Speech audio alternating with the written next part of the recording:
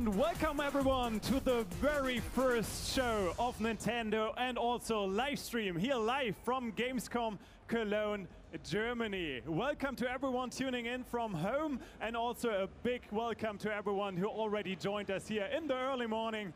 Hey guys, good to have you here at the stage here in Cologne at Gamescom. It's good to have you guys with us. So, my name is Tim Feldner. I'm your host for today and the next days, and we have a great week ahead of us, and I would like to thank you if you guys join in for the next days. We're going to have special shows here on this stage and also over there, which you're not seeing right now, but tomorrow in the Red Cube, which is also an exciting place, so you can look forward to this. And we're going to have great guys with us today, already on stage and backstage also. And we have a wonderful, wonderful week ahead of us. That much I can tell you. We're going to have an in-depth look at various games. We're going to have tournaments. We're going to have developer interviews. We're also going to have new announcements and much, much more. So, I hope you guys are in a good mood. That's what I wanted to hear. Perfect. So, what better way to start this special show that we're having right now than having a special announcement? A special, brand new update from the producer of Splatoon 2, Mr. Nogami.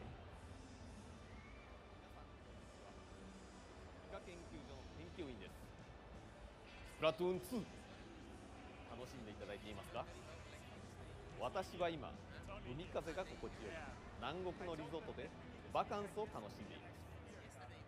というのは冗談で、この背景は近々スプラトゥーン2に追加されるアップデートコンテンツです。本日は皆さんに3つの新しいお知らせをお届けしたいと思います。まず1つ目に、この新しい対戦ステージ、マンタマリア号をご紹介します。港に浮かぶ帆船の上で縄張りバトルやガチマッチが繰り広げられます。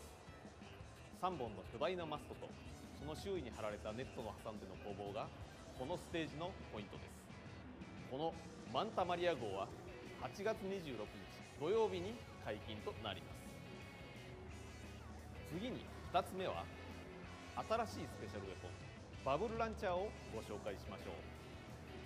バブルランチャーは大きなシャボン玉を3発まで発射することができます。このシャボン玉に味方のインクを浴びせ続けると爆発を起こし、相手を巻き込んで倒すことができます。反対に相手のインクが当たり続けると爆発せずに消えてしまいますが、これを利用して相手の攻撃を防ぐこともできます。バブルランチャーが初搭載された武器プライムシューターコラボは9月2日土曜日に追加されます。そして3つ目は新しいサーモンランのステージ海上集落鮭鳥羽です。かつては住民が暮らしていましたが、海面上昇によって取り残された廃墟が舞台となっています。壁に阻まれて見通しが悪いので This way やオーチとサインを出し合い、連携を取ることが何より重要になるステージです。海上集落鮭鳥羽は8月23日水曜日にリリースされる更新データを適用すれば、ローカル通信のサーモンランで遊べるようになります。また、オンラインのサーモンランにも8月23日以降順次登場します。これらの新しいコンテンツをお楽しみいただければ幸いです。我々は引き続きスプラトゥーン2の研究を続け、皆さんに驚きと新鮮な体験を提供していきます。今後のさらなる情報公開をお待ちください。Thank you so much, Mr. Nogami. So, as you just heard, we're going to have a member. Yeah. Oh, actually, it's still running. 最後になりますが、ヨーロッパの新人研究員がイカ研究所のチームに合流しましたので、皆さんにご紹介したいと思います。彼らがより詳しく先ほどのコンテンツの魅力を皆さんに伝えてくれることになっています。今後のアップデートについても彼らからヨーロッパの皆さんに情報を提供していきますので、以後お見知りおきください。それでは皆さん、ゲームスコムを楽しんでください。Stay off the hook!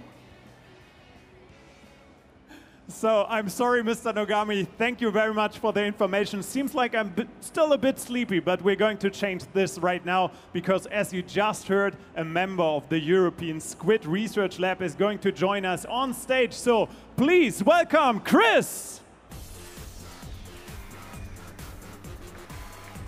Guten Morgen, Gamescom. Hello, everyone. Goedemorgen, Chris. It's good to have you here. Looking serious, looking good. Yes. So we already heard quite a bit about the new update coming to Splatoon 2, but you're here to tell us all about it. Yes, so I have some additional research findings to share. So maybe we can start with the Manta Maria stage, and later on we'll move to the bubble blower. I would love that. Let's dive into it. All right. So our research shows that Manta Maria is a very long and also a very narrow stage. Yeah, it looks like it. What this means is that Inklings will often encounter each other, and it will be difficult to hold your ground. Speaking about the grounds, there are 3 masts on this giant boat, and those are covered by a large open area. So these will be the primary battle zones where the Inklings will fight it out. However, it's going to be difficult to defend these zones because there are a lot of different ways in which you can enter the zones. Yeah, I see. So, as Mr. Nogami said, it's not only about offense, but it's also about defense. 2 zones are going to be very, very crucial. The spot over here and the spot over here allow skilled Inklings to swim into enemy territory and cover the ground from there. So, you always have to be on your guard, because before you know it, the end of a map might look like this, and we can see that both teams have skillfully flanked each other, but have forgotten to defend their own zone. So it's not only about offense, it's also about defense, which will make Manta Maria a very exciting and thrilling match to play. And what a better way to do that than to have 2 teams of skilled Nintendo employees battle it out on stage. They take their Inklings to Manta Maria. I would say, take it away. Yeah, we are also joined by our colleagues. For once, it's Bowie who will be commentating the matches. Welcome. And also Filippo, buongiorno Filippo, who will be running the spectator camera. So we're looking forward to that. And we're diving into the match right now as both teams getting ready. I think we can start. If you guys are ready, looks like it. Let's go. Okay, excited to see our first match here on the Manta Maria. Looks glorious, it really does. So excited. Oh yes, okay, so the yellow team is our team on the far side over here, and the blue team on this side for everyone here who's watching, and it's underway. So obviously we're going to be using the spectator camera. We're going to see the overall map here, and you can see that obviously, as Chris said, it was very narrow and also very, very, very long. As our players, the blue team, making their way along the right-hand side, whereas the yellow team going straight for that center. Less flanking going on right now. The yellow team have met there, but so far, no actual tussles yet from the 2. There's already the bubble blower. Sorry, the B's today. Executed. Being used, yeah. So what you can do with that, as you can see, is these big old bubbles coming out. We're going to go into that a little bit later. So we're going to be watching player 5 just making their way back in, keeping a lot of space open so they can get some more points in as they go. I think one thing which you can already see is that Manta Maria has a lot of elevation. Yeah. What this means is that not only is it difficult to cover the ground because there are so many entry points into the 3 zones surrounding the masts, but it's also, once you have that zone, you can of course find a vantage point, but it also makes you vulnerable when you can get shot through the netting. Really good work there from player 5 as well, who was just pressurizing their opponent very, very nicely on that edge. Tried to go for the jump, but unfortunately missed it. So player 5 does fall down. So let's go back up. And we say player 2 here in the center, using the high point on that mast, just to control the center a little bit. But we're going to check in with player 1 now, who's making their way around that flank, going to try and maybe support their teammates and control that central point. Their special, the bubble blower, is ready, and they're going to be using that very, very shortly. As we can see, this yellow team does have control of the center, as blue team does also make their way across. Just on the right-hand side there, player one does have the ability to go in potentially and take them out. Yeah, so our research findings show that usually when one team is controlling the middle, it means that the other team, like what is happening here, is actually controlling the two other masts. So again, offense as a team is good, but don't forget to defend. It's a player 5 here who had a little bit of a moment. They're going to try and support their teammate, but looking around for that turf war. As important as it is to get those splats on your opponent, you really want to make sure you're covering as much ground. That's kind of what turf war is all about, as we all know. Player 7 here just using that roller to try and cover as much as possible. Player 5 gets splatted by player 3. Wonderful shots there. Nice tracking of the position, locking down and getting those shots. Taking control of that central point as well. Player 4 now and player 6 tussling just in this slight space there, but player 6 wins that and makes their way towards the opponent's side of the base. Very good work from player 6. Yeah, so one crucial aspect that we have seen in our research is that if you get splatted in the last minute, it's usually a very dangerous spot. And that's what you can see here. Player 6 is winning the tussle, and that means that he can splat a lot of the area surrounding the mast closest to the enemy base, doing a lot of good work for its team. Is it going to be enough? We will see it now. Counting down in the final seconds, and that is the game. So let's have a look at this map and see how it looks. It's looking very strong for yellow, but we'll have to see what Judd and Lil Judd say. Wow. Point. What a close one. Unbelievable. I have to say, this is one of the tightest matches that we have seen so far in our research. But of course, our research has only just started because we have just recently discovered this area. So, but what we're able to see is actually exactly what you said. Like the center pillar is especially important. People try to avoid it once an enemy is up there, for example, and they try to flank instead. And we were also able to get a glimpse of the bubble blower. Yes. So maybe this is a good moment to go a bit more in-depth into the bubble blower. Because basically, what it does is it allows you to throw 3 bubbles. It's a special weapon, so that means that you first have to activate it, and then you can wave it to throw 3 bubbles that will be floating nicely through the stage. However, you can use an extra trick, because when you shoot at the bubbles, they will explode, which means that you can splat some inklings that are not paying attention. However, as an enemy inkling, you also have a way to defend yourself. Because by shooting at an enemy bubble, you can shrink it all the way down until it's small and it just disappears.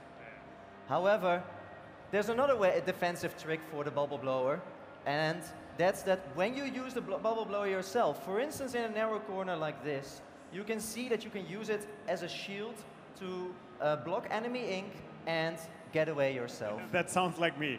That's something I would do, definitely. I think, again, this is a good moment to jump into the next battle so that we can see the bubble blower in action. Yeah, let's do it. We will really focus on the bubble blower because there are a lot of spectacular explosions and splats to be found. We saw quite a few happening already, but this time we're going to focus on the bubble blower and we will see how the players are going to use it. And Bo, you have seen it already. Yeah, I have, It's quite interesting, isn't it? It was a very, very close game as well, that first one. So now we're going to, as we say, we're going to have a little bit of a better look at this at the bubble blower. Excuse my bees today, they're not very good.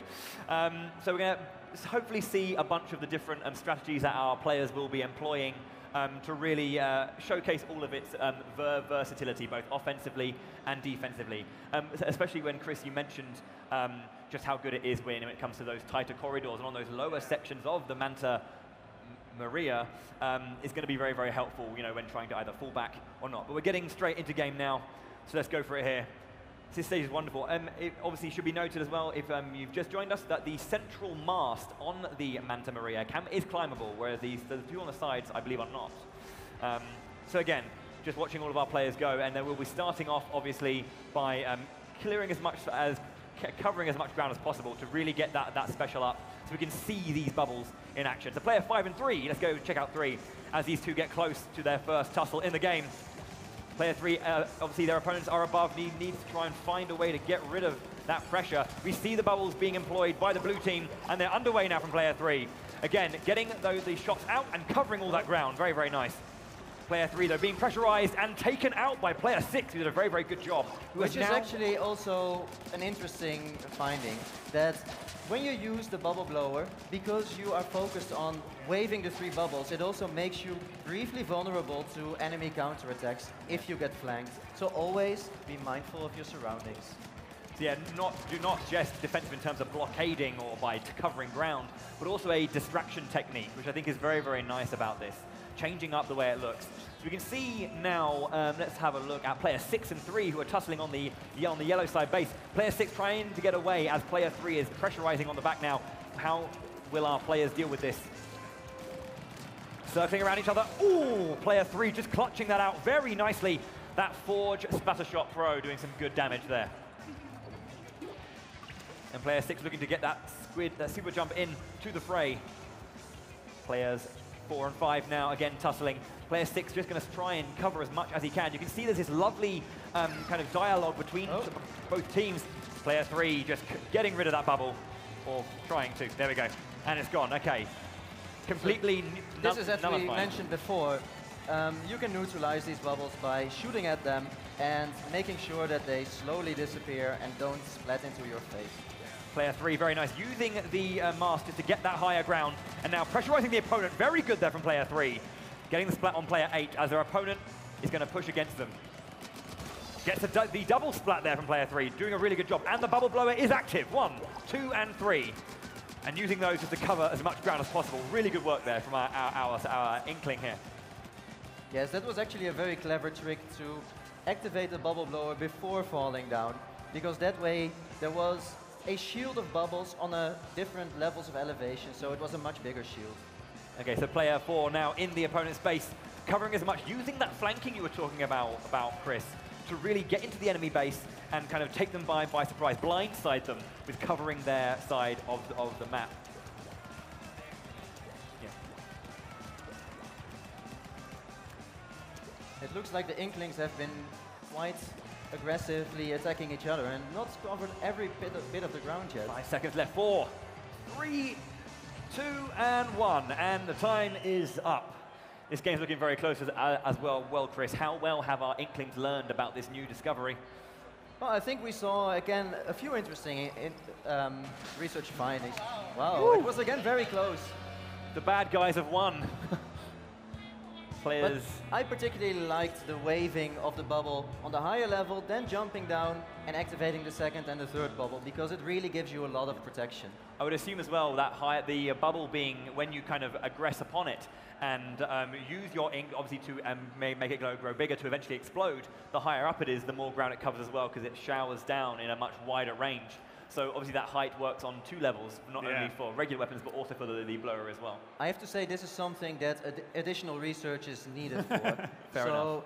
I would appreciate it if players will continue the research also in Splatoon 2 when the bubble blower becomes available. It will first become available as part of a set with the Forge Splattershot Pro from September 2nd. But before we go to that, let's jump into one more final battle. And I would like to once again raise attention to the central mast in Manta Maria, because this is the one that is climbable. And we saw some tough matches happening there already. So. Exactly. We already saw some people using the nets here to really ink all the way around them. And this is one of those strategies where it really pays off to find a higher ground. But of course, people can also attack you from all the different sides. So it's also dangerous. Let's see how our Inklings deal with that tip in the final round. Yeah, let's jump into game 3, and it was, for me, quite interesting to see how they used the bubble blower in a way that once one player saw the enemy's bubbles, and he didn't really know how to handle it. Like, do I just go back, or do I try to hit it to make it smaller? It's interesting to see how many ways are possible to use it. I think what's also important is that players have to make a decision. They're forced to make a decision, which can, if they're not ready for that particular usage, can, you know, put them on the back foot a little bit.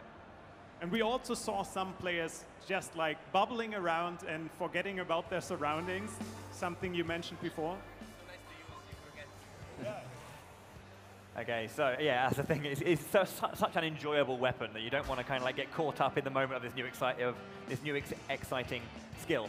So again, we're going to see player 5 really making their way straight towards the center there, as player 3 and 4 are just going to again push around the sides, or push around the sides of the center as player 2 does a bit more housekeeping at the back.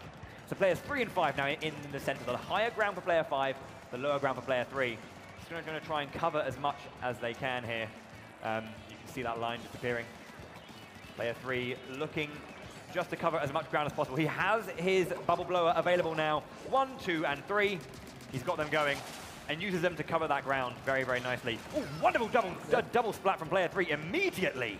Actually, wonderful play. Actually, what I really liked even more was the way that the bubbles were blown, because they were shot sequentially, so they exploded into each other and really covered a lot of the ground. Gave him a good protection and also a good splatting. Oh, this is not looking good for player 4 right now. What a tough spot. Get out of there! Get out of there! Oh, that was inevitable, unfortunately, for player 4. Completely trapped in the opponent. Look at the yellow team now. Complete domination of that central point. Players 5, 6, 7, and 8 are going to have to do it. So we've got player 5 coming around the side now, and player 6 on player 1 as well. So we've got. Let's have a look at player 6 as their bubble blower is activated. So many blue bubbles in the center.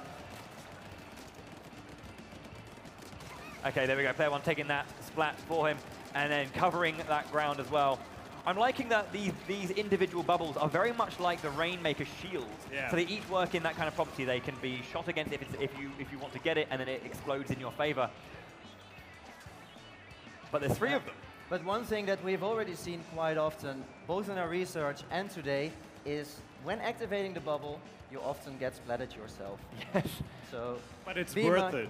Totally worth it. Because I mean, you do have to use up all of the bubbles first before you can get back into splatting. So you have to decide, do you want to, if you have a teammate with you, are you going to go in and throw that out and let your teammates deal with the bubbles one by one, or do you just want to get them all out and then you can deal with it yourself? You're defenseless in a way when you are actually using the bubbles, because you can't do anything, really. Timing is very important. This is a very, very close game, though, as the blue team are making a way to really push back into the yellow team's half, saying that player 4 getting inside the opponent's base, and again, using those bubbles to really cover some nice ground and just taking away every tiny bit of percentage for the opponent. Very, very good. But the blue team have caught on, but a very nice counter splat from player 4. Holding his ground really nicely right now as we're into the last 10 seconds, but player 7 takes it back. Okay. How's it going to go as we finish it up? Can the blue team get the counter they need? 2, 1, and I think if my trained eye is ready, it looks like it's the good guys, the yellow team, taking this one with a clean 16.3% advantage. They finally get their victory. Indeed it is. So are you happy with their research? This was a beautiful display of the new Manta Maria stage and the bubble blower special weapon, I think. I would like to see additional research, but of course, players can help us with this, because Manta Maria, the stage, will become available from this Saturday, 26th of August. And the bubble blower, as a special weapon, will first become available as a set with the Forged Splattershot Pro weapon from September 2nd. So I am looking forward to seeing more research being done by all our Inklings across the globe. But not just across the globe, because I know that there's something special for everyone around here at Gamescom, right? You are entirely right, because we, as a special gift from the European Squid Research Lab, have provided you with Splatoon 2 here on the show floor, which includes the Manta Maria stage and also includes the bubble blower special weapon, so you can already test it out here at Gamescom. Awesome. So use this time wisely. Try to get ahead of your friends. That's what I would do at least. Right, Bowie? He laughs. We know where we can find him over every little advantage helps. Every little bit. The next days. Yeah, right. So thank you very, very much, Chris, Thank you very much to our guys here on stage, our high-skilled Nintendo employees who showcased what a good Splatoon match looks like. It's always interesting to see because even in the last seconds, everything can change. I love that about Splatoon. So for this moment, I would say thank you to all of you tuning in. Thank you guys, obviously, for joining us here at the show floor. And I would love for you guys to tune in tomorrow at 11 a.m. We're going to start with ARMS, another fantastic game with fantastic new content. That much we can say. So please tune in tomorrow, and if you're around at Gamescom, make sure to come by over the course of the next days. We would love that. So thank you very much to Bowie, thank you very much Filippo, thank you very much to you guys here on stage, thank you to our lovely audience here at Gamescom, and thanks for tuning in. See you tomorrow. Bye.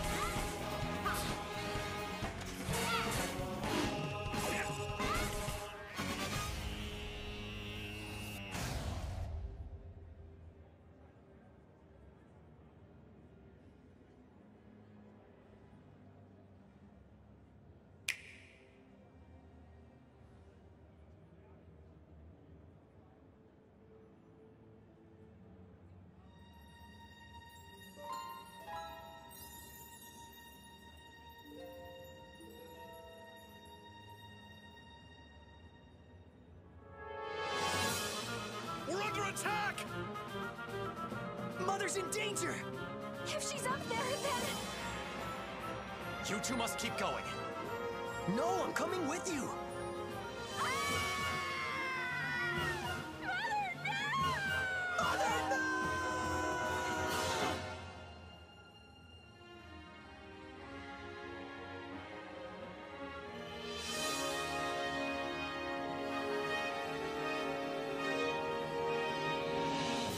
I am Marth, the Prince of Altea. We've come here to save you. Remember that you can rely on your friends. We're with you. Get it together, you two. If you can't do this, who can? You fought your way this far. There's nothing you two can't do. No matter the danger, we can overcome it if we're working together. All right, let's move out. Working together, we can finish this!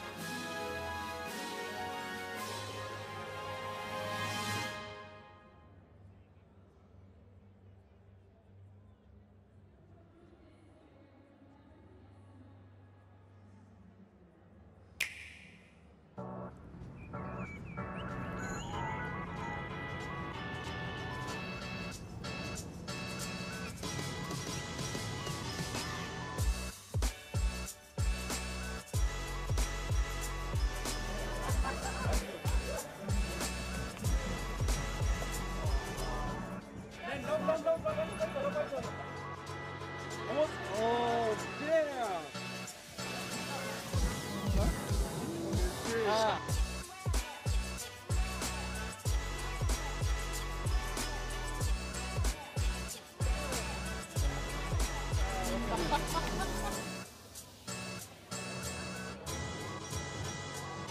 Okay!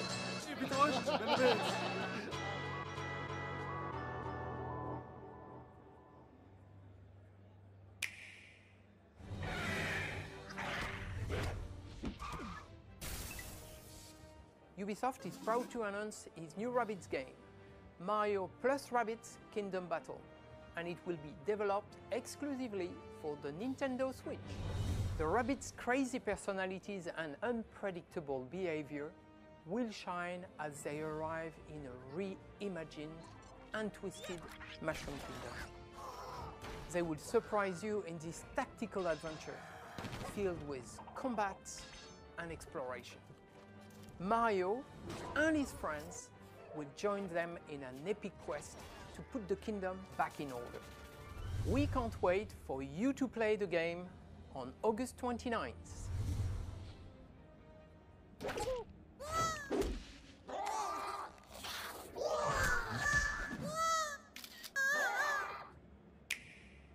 Sometimes you need a hero. A sword swinging, fire wielding, stone cold hero with an insatiable appetite?